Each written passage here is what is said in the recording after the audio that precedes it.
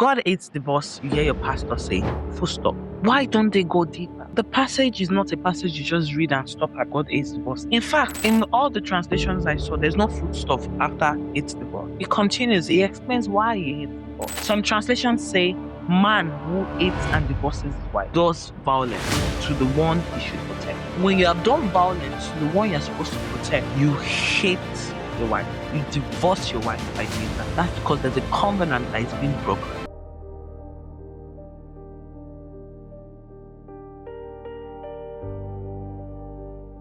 Malachi 2:16 was actually to protect you, not to condemn you. God did not say, I hate divorce, to condemn people that divorce. He said it to protect you from having to get to a point where you would have to divorce. If you go down my page, you see, I think day 2 or 3, where I spoke about covenant and contract. And I explained the covenant of marriage and what a marriage contract is and what covenant is, and how abuse breaks the covenant. I want us to go deeper into Malachi 2:16, because after all, the issue started from his Sibio's comment on people staying away from divorced women, how divorced women have been stigmatized by the church, how people remain in bondage because of this sort of stigmatizations. Now, let's talk about the different translations.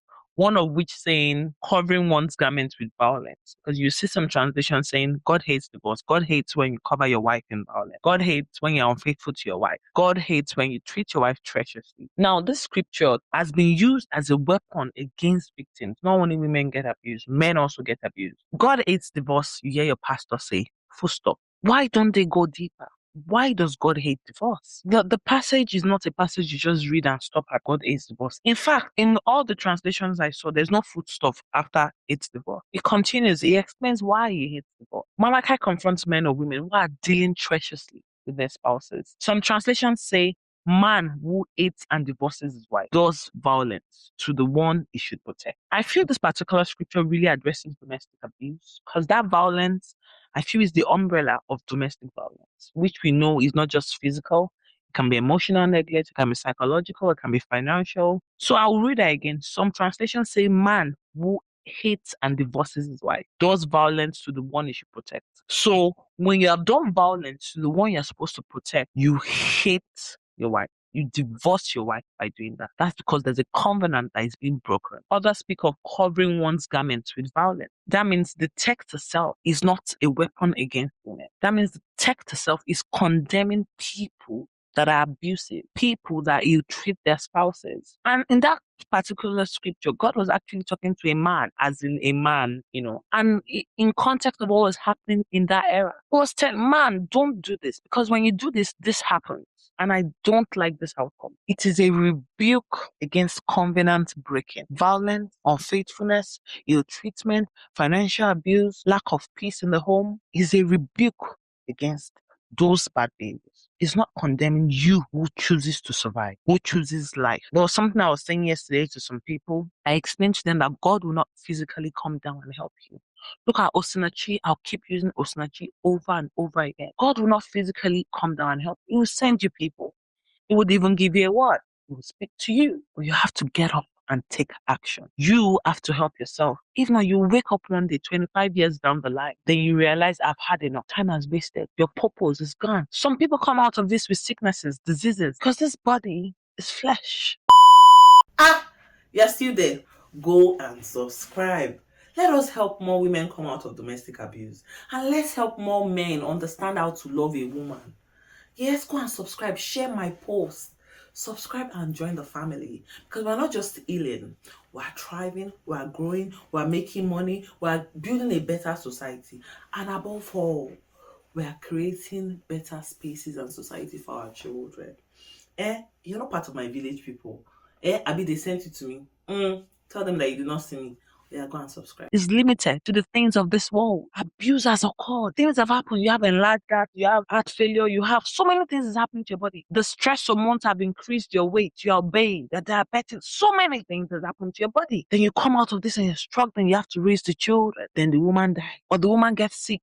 And you're wondering, oh, life is so unfair. No, life wasn't just unfair. You made bad decisions and you refused to mitigate the outcome of your bad decision. You've made bad decisions. Now you've seen that you're in a situation whereby you're in fire. What do? You get something to quench the fire by leaving the situation if you can.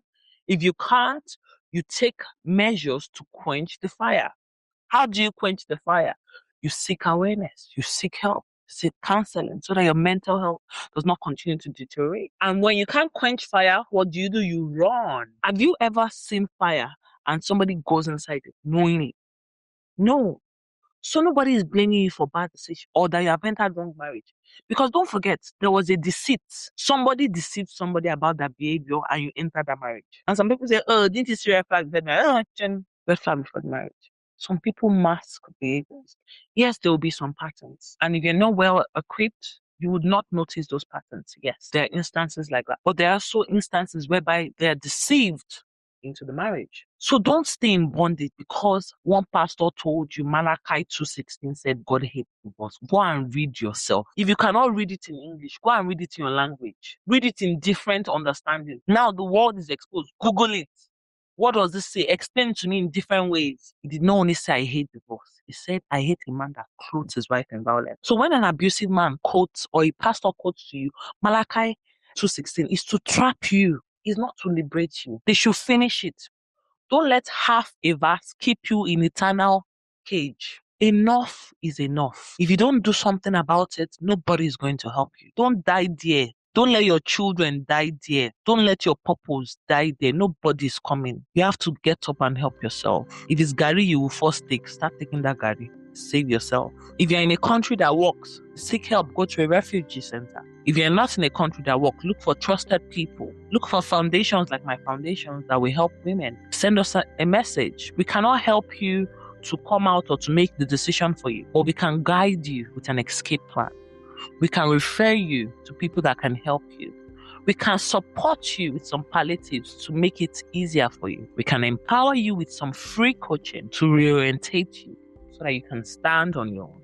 Please, enough is enough. And for those of you that keep stigmatizing divorced women, you are stigmatizing your sisters, your mothers, yourself. Because if you really love yourself, you would love your neighbor. Bye for now.